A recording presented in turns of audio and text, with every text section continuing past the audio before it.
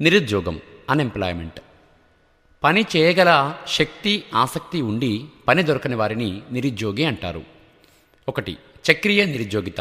వ్యాపార చక్రాల వల్ల ఏర్పడే నిరుద్యోగాన్ని చక్రీయ నిరుద్యోగిత అంటారు.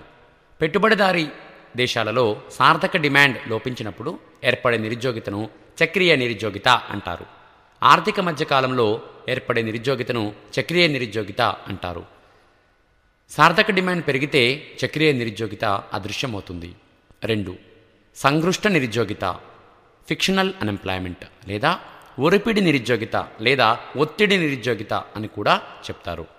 శ్రామికులు ఒక రంగం నుండి మరొక రంగానికి లేదా ఒక పరిశ్రమ నుండి మరొక పరిశ్రమకు లేదా గ్రామీణ ప్రాంతాల నుండి పట్టణాలకు మారే మధ్యకాలంలో ఏదైతే నిరుద్యోగం ఏర్పడుతుందో దానిని సంఘృష్ట నిరుద్యోగిత, ఫిక్షనల్ అన్ఎంప్లాయ్మెంట్ అని అంటారు. 3. వ్యవస్థాపూర్వక నిరుద్యోగిత లేదా నిర్మాణాత్మక నిరుద్యోగిత, స్ట్రక్చరల్ అన్ఎంప్లాయ్మెంట్ లేదా శాశ్వత నిరుద్యోగిత. దీనిని దీర్ఘకాలిక నిరుద్యోగిత లేదా బహిరంగ నిరుద్యోగిత లేదా ప్రత్యక్ష నిరుద్యోగిత, ఓపెన్ ఆర్ క్రానిక్ అన్ఎంప్లాయ్మెంట్ అని కూడా అంటారు.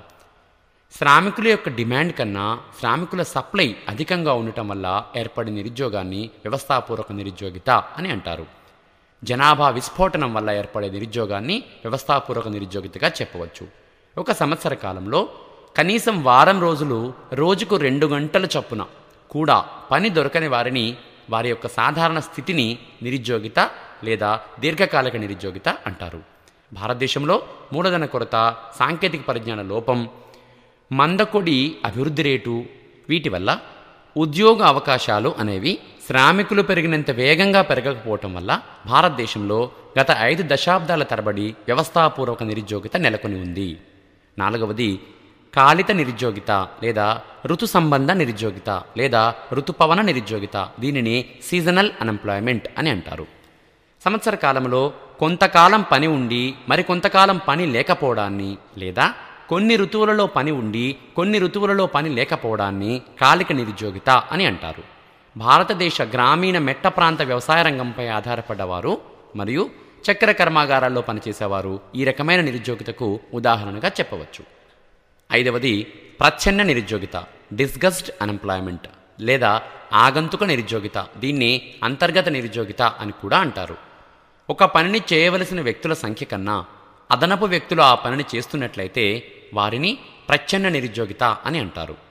ప్రచ్ఛన్న నిరుద్యోగులను ఆ పని నుండి తొలగించినప్పటికీ మొత్తం ఉత్పత్తిలో మార్పు ఉండదు.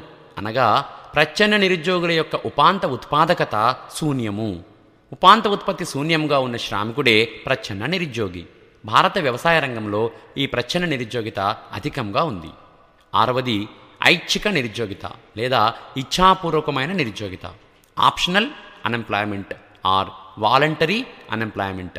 దీనిని స్వతంత్ర నిరుద్యోగిత లేదా స్వచ్ఛంద నిరుద్యోగిత అని కూడా చెప్తారు.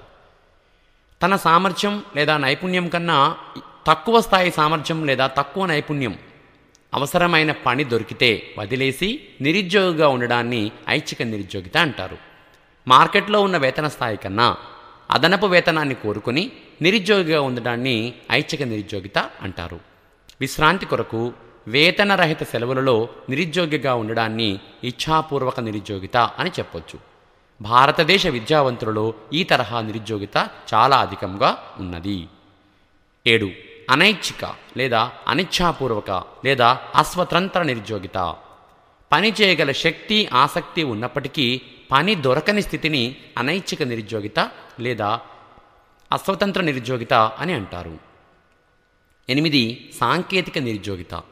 ఆర్థిక వ్యవస్థలో నూతన సాంకేతిక పరిజ్ఞానం ఉపయోగించడం వల్ల అంటే యాంత్రికీకరణ జరగటం వల్ల ఏర్పడే నిరుద్యోగితను సాంకేతిక నిరుద్యోగిత లేదా టెక్నికల్ అన్ఎంప్లాయ్మెంట్ అని అంటారు. సాంకేతిక విద్యను అభ్యసించినప్పటికీ నిరుద్యోగిగా ఉండాల్సి రావడాన్ని సాంకేతిక నిరుద్యోగిత అని చెప్పొచ్చు. ఇక 9. అల్ప ఉద్యోగిత, అండర్ ఎంప్లాయ్మెంట్. తన సామర్థ్యం కన్నా తక్కువ స్థాయి పని చేస్తూ ఉండటం లేదా కనీస సౌకర్యాలు కూడా తీరని వేతనాన్ని కల ఉద్యోగితను కలిగి ఉండటాన్ని అల్ప ఉద్యోగిత అంటారు. కాలిక నిరుద్యోగితను అల్ప ఉద్యోగితగా కూడా భావించవచ్చు. భారతదేశంలో వ్యవస్థాపూర్వక నిరుద్యోగిత అధికంగా ఉంది.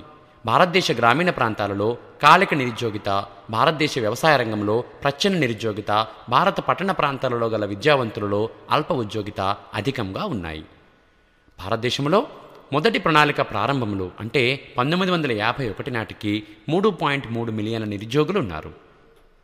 1956 అంటే రెండవ ప్రణాళిక ప్రారంభం నాటికి 5.3 మిలియన్ల నిరుద్యోగులు ఉన్నారు. 61లో అంటే మూడవ ప్రణాళిక ప్రారంభంలో 7.1 మిలియన్